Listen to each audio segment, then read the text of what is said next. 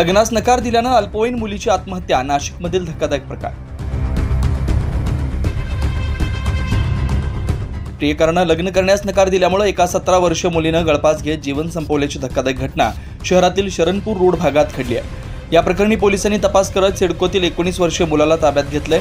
वेदांत पाटील असं पोलिसांनी ताब्यात घेतलेल्या संशयिताचं नाव आहे। याबाबत सरकारवाडा पोलीस ठाण्याचे पोलीस निरीक्षक सुरेश आव्हाड यांनी अधिक माहिती दिली आहे। नगरमध्ये राहणाऱ्या अल्पवयीन मुलीच्या मावशीच्या तक्रारीवरून हा गुन्हा दाखल आहे।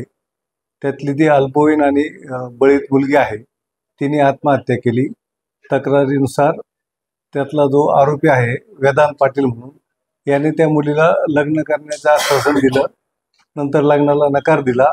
नंतर लग्नाला नकार देऊनही त्याच्याबरोबर येण्यासाठी छळ करायला लागला आणि मानसिक आणि शारीरिक त्रास दिला।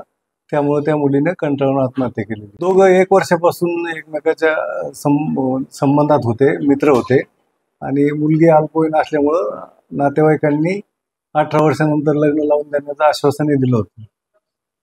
आरोपी अटक आहे। 4 दिवसांपूर्वी वेदांत पाटीलनं प्रेयसीला भेटून माझं दुसऱ्या मुलीवर प्रेम आहे असं सांगून तिच्याशी लग्न करण्यास नकार दिला। त्यामुळे तणावात येऊन मुलीनं गळफास घेत आत्महत्या केली। पुढील तपास सरकारवाडा पोलीस करतायत।